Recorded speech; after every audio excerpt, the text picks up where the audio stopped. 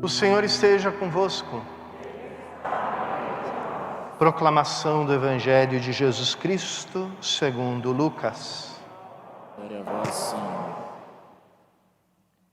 Naquele tempo, Jesus entrou no templo e começou a expulsar os vendedores e disse: Está escrito, minha casa será casa de oração. No entanto, vós fizestes dela um antro de ladrões. Jesus ensinava todos os dias no templo. Os sumos sacerdotes, os mestres da lei e os notáveis do povo procuravam modo de matá-lo, mas não sabiam o que fazer, porque o povo todo ficava fascinado quando ouvia Jesus falar. Palavra da salvação.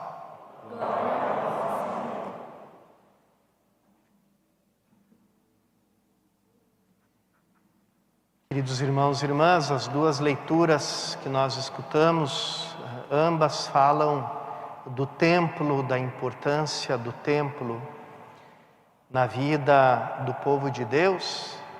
A primeira, a reconstrução do templo depois de toda aquela batalha, aquela guerra cultural que acontece e que é narrada nos livros dos Macabeus, uma tentativa de parte dos poderes do mundo de impor uma determinada cultura, de uma determinada mentalidade que chocava com a fé e com os valores do povo de Israel.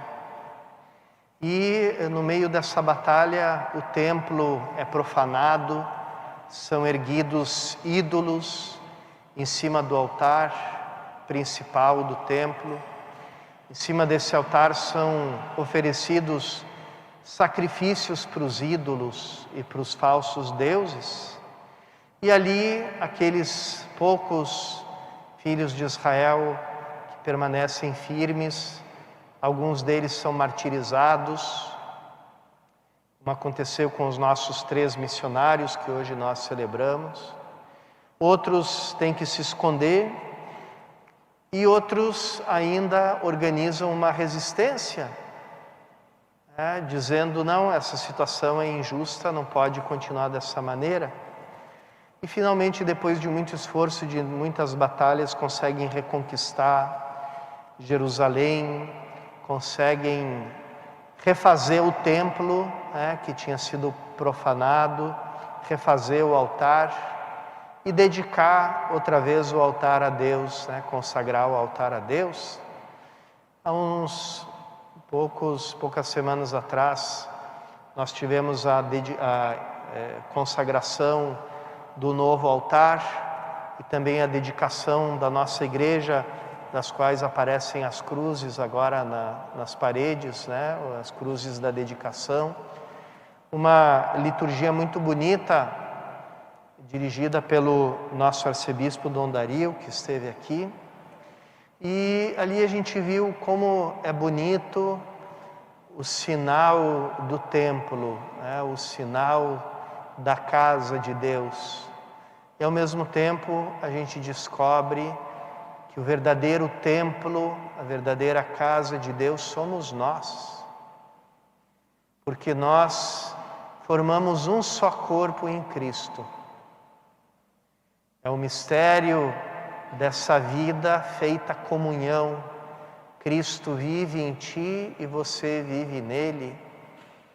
Cristo é a cabeça e nós somos os membros desse corpo misterioso de Cristo. E, portanto, somos membros uns dos outros, vivemos em comunhão uns com os outros. Na nossa vida, ou nós santificamos esse templo, nos oferecendo, fazendo da nossa vida uma oferta viva, agradável a Deus, ou também nós, pelo nosso pecado, nós podemos profanar esse templo santo de Deus. E aqui a gente também, muitas vezes, como aconteceu com os macabeus, a gente tem que chorar um pouco como esse templo, esse corpo de Cristo que é a sua igreja, tantas vezes é profanado, é desmerecido pelas nossas faltas, pelos nossos pecados, pela nossa falta de amor, pela nossa falta de misericórdia. Então, a liturgia de hoje, essas leituras, elas nos lembram essa realidade e a dignidade que nós temos como templo de Deus, como casa de Deus. Um outro grande santo, São Leão Magno, que foi Papa no V século e assumiu o papado numa Roma decadente, dilapidada pelos bárbaros, ameaçada, dizimada pela peste, ameaçada pelos exércitos de Átila, o Huno, né? Esse Papa não cansava de repetir para aqueles cristãos, talvez um pouco fatigados, talvez um pouco humilhados, desanimados, a seguinte frase: cristão, toma consciência da tua dignidade. Toma consciência, cristão, da tua dignidade. E esse é um grito que a gente também deveria repetir muitas vezes, depois de cada homilia, depois de cada pregação. Toma consciência da tua dignidade. Você é criatura nova, você nasceu de novo, você já morreu com Cristo e já ressuscitou com Ele. E a vida para a qual você está destinado a viver é uma vida de ressuscitado.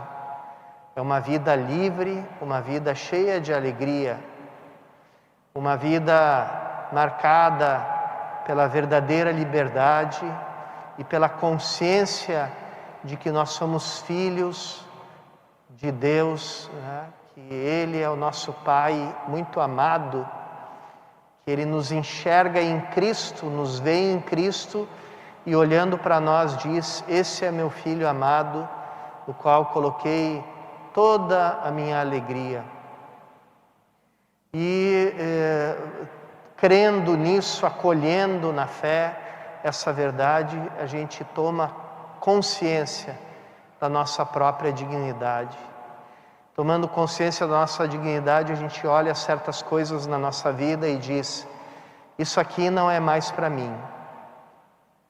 Isso aqui, a minha dignidade de cristão, de filho de Deus, não cabe mais, não comporta mais. Eu nasci para coisas mais altas, nasci para uma dignidade maior, nasci para uma condição de filho de Deus, não para uma condição de escravos, porque eu não sou escravo nem de Deus nem do mundo, sou filho, filha amada do Pai. Vamos pedir a graça dessa consciência da nossa dignidade de templos vivos de Deus, para que a gente possa também oferecer a nossa vida com Cristo, por Cristo e em Cristo, como agradável sacrifício, agradável oferta a Deus nosso Pai.